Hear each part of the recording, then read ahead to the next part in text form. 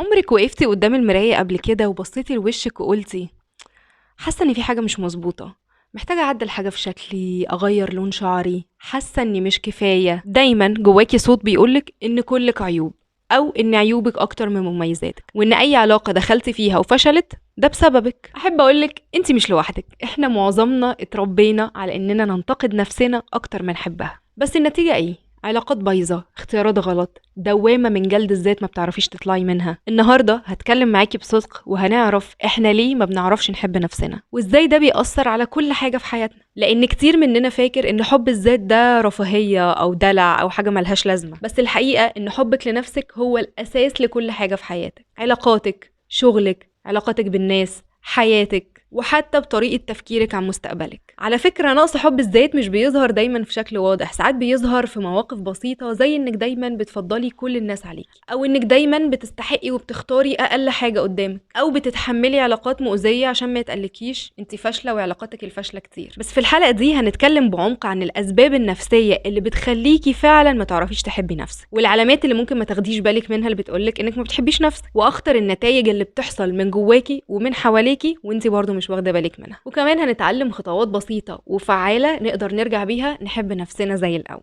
يلا قومي اعملي لنفسك حاجة تشربيها وتعالي نرغي شوية أنا وانتي مع بعض. يلا قومي، مستنية ايه؟ من واحنا صغيرين كتير مننا اتعلم بشكل مباشر ان حب النفس ده او حب الذات حاجة انانية. يعني مثلا لما كنت بتقولي لا على حاجة كان بتقالك انت عنيدة كده ليه؟ لما كنت تطلبي وقت لنفسك كانوا يقولولك انت بتدلعي، انت باردة، انت قاعدة على طول لوحدك. كبرنا واحنا حاسين ان رضا الناس اهم من رضانا على نفسنا، وان اهتمامنا بنفسنا لازم يكون اخر الاولويات عشان ما يتقالش علينا ان احنا انانيين. بس الحقيقة حب الذات هو الاساس اللي بتبني عليه كل حياتك. لو ما حبيتيش نفسك مش هتعرفي تحطي حدود صحية في علاقاتك، ولا اصلا تعرفي تختاري علاقة محترمة، ولا حتى تعرفي تستثمري في طاقتك ولا وقتك ولا مستقبلك. حب الذات مش معناه خالص ان انت تكوني بيرفكت او ما بتغلطيش، او ان انت تبقي شايفة نفسك يعني شخص منزل ملوش غلطات. لا، ده معناه انك تبقي عارفة ان انت بني ادم بشر، عادي انك يكون عندك عيوب، عادي انك تغلطي، لان دي حاجة بتخليكي تتعلمي وتطوري من نفسك. وبالمناسبة دي في دراسة اتعملت في جامعة هارفارد لقوا فيها ان الناس اللي بيكون عندهم تقدير ذاتي صحي بيكونوا اقل عرضة للاكتئاب وللتوتر، وبيكون عندهم كمان قدرة اكبر ان هم ياخدوا قرارات سليمة من غير اي ضغط. المثير بقى ان ده مش بيتطلب منك اي تغيير ضخم ولا حاجة، ساعات خطوات بسيطة قوي بتخليكي تاخدي بالك، زي انك تقرري وتقولي انا عايزة اخد وقت لنفسي. تعرفي ان ده بيفتح لك باب كبير جدا للتعافي، انك تبدأي تقعدي تفكري تشوفي انت ايه اللي ناقصك، انت ايه اللي مخلي حياتك مش احسن حاجة، انت ليه دايما حاسة انك منهكة، انت ليه حاسة انك بتفضلي الناس عليكي. شوية وقت صغيرين بس تقعديهم مع نفسك تبدأي تكتشفي حاجات انت بتعمليها بشكل متكرر ومش واخدة بالك ان دي بتدمر لك حياتك. خلي بالك احنا ما بيبقاش قصدنا ان احنا نبقى بنكره نفسنا عن عمد، او مثلا في يوم نصحى من النوم نقول احنا ما نستحقش اي حاجة ونستحق اقل حاجة في الحياة. الموضوع مش كده، الموضوع اعمق بكتير. الموضوع بيبدأ من الطفولة. فاكرة مواقف مثلا وانت صغيرة لما كنت بتعيطي فحد يجي يقولك انتي بتعيطي كتير ليه، ما كفايه دلع بقى، انتي حساسه قوي. او لما كنت تبقي مكسوفه وانت داخله مكان جديد في ناس انتي ما تعرفيهمش وكان يتقالك انتي ضعيفه، انتي ما بتعرفيش تتواصلي مع الناس، انتي ليه خايفه كده وكشه من الناس، هو في ايه؟ او لما كنت تطلبي الاهتمام وتحسي ان في غيرك اهم منك. هي رسائل صغيره قوي بس متكرره، فبتتخزن جوه عقلك في فكره انا مش كفايه، انا محتاجه اكون زي ما الناس عايزه عشان استحق الحب، محتاجه لما اخش مكان جديد اتعرف على كل الناس اللي فيه وابقى اجتماعيه جدا، حتى لو انا ما بعرفش اعمل ده وما بكونش مرتاحه فيه، بس لازم اعمل كده عشان ما يتقالش عليا اني ضعيفه والناس تحبني. لما اتعرض لموقف يخليني حاسه اني عايزه اعيط، انا ما ينفعش اعيط عشان الناس اللي حواليا والناس اللي معايا في البيت ما يقولوش انت ضعيفه وانت بتعيطي كتير ليه، انت نكديه. لازم احاول اسيطر على نفسي وما بينش مشاعري عشان ما بقاش نكديه وانكد عليهم. العقل الباطن بيسجل كل ده وبيحولك من انسانه عاديه تستحق تلاقي الاهتمام وان حد يلاقي لها حلول لمشاكلها، لانسانه بتحاول ترضي الكل عشان تتقبل وتنسى احتياجاتها ومشاعرها وهي محتاجه ايه ومحتاجه تحس بايه عشان تبقى مبسوطه، عشان بس الناس اللي حواليها يبقوا راضيين عنها. وبعدين تدخلي علاقه متعبه مضطره انك تكملي فيها، شغل بيستنزفك بس مضطرة انك تكملي وتدوسي على نفسك علشان محدش يقولك انت ضعيفة، انت وقعتي وما قدرتيش تكملي الطريق، حرام عليكي بعد كل اللي وصلتي له ده هتسيبي المكانة اللي انت فيها؟ حياة كلها ضغط وتبداي تسألي نفسك هو انا تعبانة ليه؟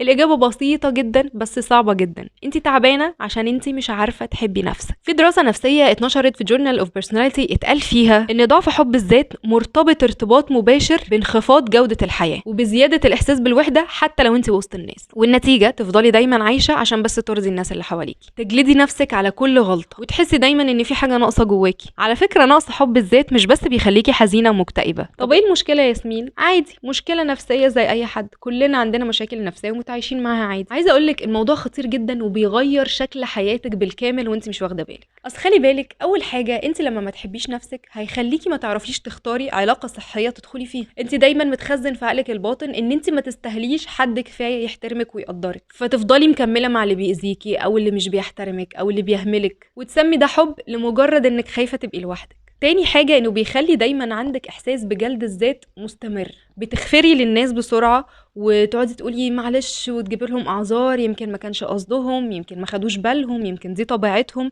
بس بتيجي على نفسك تجلدي نفسك بزيادة وتعاقبي نفسك على كل تفصيلة صغيرة مع ان انت اولى بالرحمة مش غيرك. غلطة صغيرة تعتبري نفسك فاشلة، نقد بسيط تعتبري نفسك مش نافعة. العقل ساعتها بيبقى عدوك بدل ما يكون صاحبك. تالت مشكلة بيعملها لنا نقص حب الذات هي انك بتموتي نفسك عشان تبقي بيرفكت في كل حاجة. بتحاولي تبقي الام المثالية، البنت المثالية، الموظفة المثالية، بس ما بيخليكيش عندك وقت انك تكوني انتي، بيخليكي دايما عايشة في سباق بتنافسي كل اللي حواليكي من غير ما تستمتعي. رابع مشكلة هي الخوف من الرفض. احساس الخوف من الرفض بيشلك حرفيا. كل فرصة جديدة تلاقي صوت صغير جواكي بيقولك مش هنقدر، انت مين قالك انك قد الطريق ده؟ الناس هتقول عليكي ايه؟ اكيد في حد هيجي احسن منك وهيسبقك، فتفضلي مكانك والفرص تفضل تعدي من حواليك. خامس مشكله بقى العزله العاطفيه. حتى لو كل الناس حواليكي بتحسي ان مفيش حد فاهمك، مش عارفه تفتحي قلبك لحد ولا تتكلمي عن اللي جواكي، كانك في عالم لوحدك بس كله زحمه. النتائج دي على فكره مش بتظهر فجاه، دي نتائج بتفضل تتراكم سنه ورا سنه لحد ما تيجي لحظه وتحسي انك مش عارفه نفسك. والله بتبصي لنفسك في المرايه بتقولي مين دي؟ انا مش عارفه نفسي، انا مش عارفه صوتي، هو ده صوتي؟ ساعتها بتسالي نفسك السؤال الاهم، انا ازاي وصلت لكده؟ والاجابه في الفقره الجايه، وهي اننا ازاي نعرف نرجع نحب نفسنا. بما ان الموضوع طلع كبير كده، بصي يا ستي، اولا لازم تبقي عارفه قبل كل حاجه ان حب الذات والله العظيم مش رفاهيه ومش دلع ومش حاجه نرجسيه. حب النفس هو انك تعترفي بقيمتك، تبقي عارفه انت قيمتك ايه من غير ما حد ما يجي يقولك. مش محتاجه زوج او صاحب او صاحبه او خطيب او ايا كان حد في حياتك يجي يقولك انت شاطره قوي عشان بتعرفي تعملي كذا. لا، انت من جواكي عارفه انك شاطره حتى لو ما بتعرفيش تعملي ده، ومن غير ما تضطري تثبتي لحد. بس السؤال هنا، ابدا منين؟ اولا راقبي كلامك مع نفسك. تعالي كده صارحيني، هل بينك وبين نفسك لما بتقعدي كده بعد اي موقف تقولي انا غبيه، ايه اللي انا عملته ده؟ كانش ينفع اتصرف بالطريقه دي؟ شكلي ايه دلوقتي قدام الناس اللي انا كنت قاعده معاها؟ اكيد شكلي وحش جدا. الكلام ده بيترسب جواكي، والله العظيم عقلك الواعي بيفهم اكتر منك، وكل ما تكرري الكلام ده جوه نفسك كل ما هتصدقيه اكتر، وده بيتحول بعد كده لانك شايفه نفسك فعلا غبيه وما تستحقيش. ابدأي بدلي الكلام ده بكلام ايجابي، زي عملتي موقف غبي، انا متفقه معاكي انه غبي، ماشي، بس مش هنقول لنفسنا ان احنا اغبياء، هنقعد نقول انا بني ادمه، انا لسه بتعلم، انا اول مرة اتعرض للموقف ده فطبيعي اني ممكن اغلط.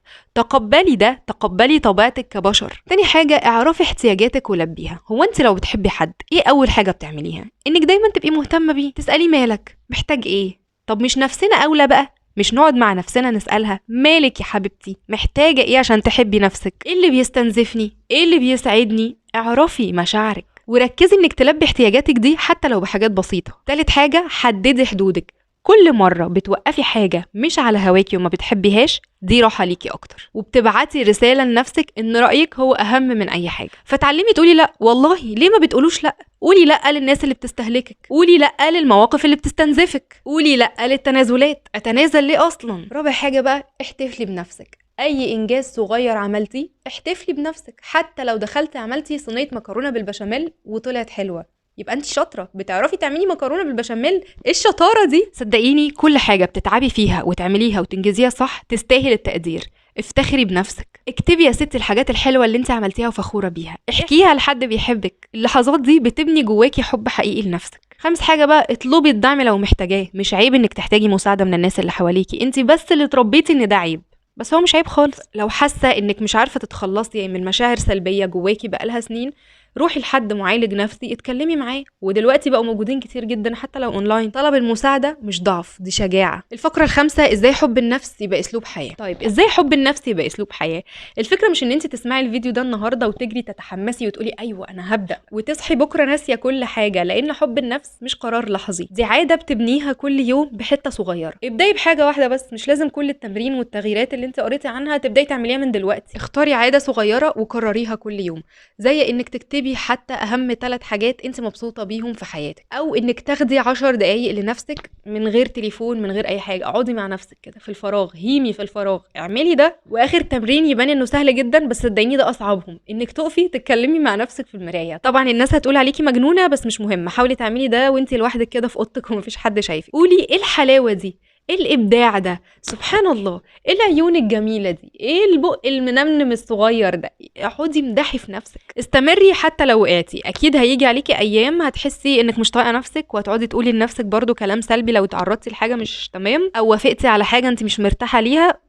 عادي، ده هيبقى بحكم العاده، تقبلي ده وارجعي تاني. حاولي ما تجلديش نفسك. الفكره مش انك تكوني مثاليه، الفكره انك تبقي واعيه انك بتعملي عادات غلط، وتبقي واعيه انك ترجعي كل مره تصلحيها. واختاري محيط بيدعمك بقى يا شيخ، اختاري ناس حواليك تحبك. حب النفس بيكبر وبيزدهر وسط ناس متقبلاكي وشايفاكي انك تستحقي الخير. اختاري صحابك، شوفي مين بينورك، مين بيقدم لك دعم حقيقي. في ناس وجودهم لوحده بيفكرك انك تستاهلي كل حاجه حلوه، فخليكي وسط الناس دي، وخلي علاقتك بنفسك أولوية. اعملي وقت لنفسك وخليه ده أهم حاجة في يومك. زي ما بنحجز مواعيد للشغل وللأكل وللترفيه ولكل حاجة، احجزي ميعاد لنفسك. تكتبي بقى، تتمشي، تسمعي مزيكا، تعملي شوية رياضة، تقعدي ما تعمليش أي حاجة خالص، اقعدي بس كده مع نفسك. في الآخر حب النفس مش رفاهية، دي البذرة الأولى لكل علاقة صحية وكل إنجاز وكل راحة نفسية. لو حسيتي إن الكلام ده لمسك، ابدأي من دلوقتي. اختاري عادة واحدة، قولي لنفسك كلمة حلوة قدام المراية وكرريها كل ما تشوفي وشك في المراية، او شاركي الفيديو ده مع واحدة صاحبتك محتاجة تسمعه. وافتكري دايما، انت لو ما حبيتيش نفسك هتفضلي مستنية الفارس اللي هيجي على الحصان الابيض يخليكي تحبي نفسك، وده مش هيحصل. انت تستاهلي تكوني اول واحدة تحبك بصدق من غير شروط. لو عجبك الفيديو ما تنسيش تعملي لايك وسبسكرايب وتفعلي الجرس عشان تشوفي كل جديد،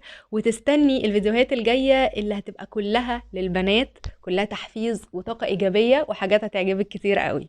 يلا اشوفكم الفيديو الجاي. باي باي.